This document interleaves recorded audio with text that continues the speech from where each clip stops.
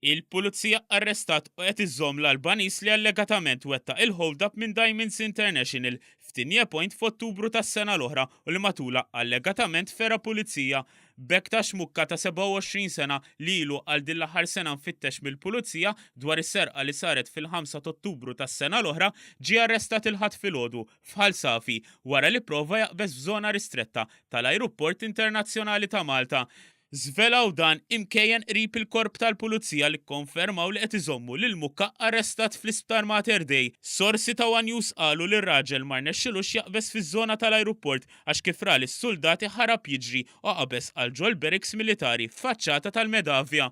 Hawnhekk l-aggressur ħareġ arma tan-nar u punta ħalejn uffiċjal tad-detenzjoni fejn minnu fih ġie miżmum mis-soldati tal-Forzi Armati ta' Malta li kienu fiż-żona. Il-Pulizija mir-Rapid Intervention Unit arrestaw lir-raġel u eventwalment ittieħed l-isptar Mater Dei dan hekk kif allegatament kien taħt l-effett ta' sustanzi illeċti. Malli l-uffiċjali ħadu l-arma minn idejh indunaw li kienet falsa anke jekk mal-ewwel daqqatajn deret li kienet ta' vera. Minnu fih bdew l-investigazzjonijiet tal-pulizija mill-iskwadra ta' kontra terrorizmu immexxija mill-ispettur Omar Zamit flimkien mal-pulizija tal-5 distret immexxija mill-ispettur Melvin Camilleri. Tul il-jum ġi stabilit li r-raġel ta' nazzjonalità Albaniża u x'aktarx huwa suspettat ewlieni ta' serqa kbira s-sena l-oħra li matula kien instara ammont kbir ta' ġojellerija.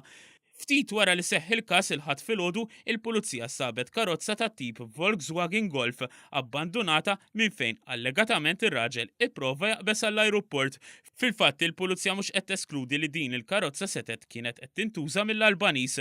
One News huwa infurmat li l-karozza hija reġistrata fir-Renju Unit madankollu fuqha kellha pjanċi ta' reġistrazzjoni Maltija li nsterqu minn fuq karozza fiċ-ċirkewwa ftit tal-jemilu għalkemm ma jidhirx li l-karozza kienet irrappurtata misruqa. Fuq il-post issejħet l-għajnuna tal-Explosive Ordnance Disposal Unit fih dan il-Forzi Armati ta' Malta li spezzjonaw il-karozza u aċċertaw li ma kien hemm l-ebda splussiv fija. Madankollu wara spezzjoni bil-klib tal-pulizija irriżulta li fil-karozza kien hemm xi droga. Dwar dan il-każ infetħet inkjesta maġisterjali immexxija mill-Maġistrat Marsen Farrugia.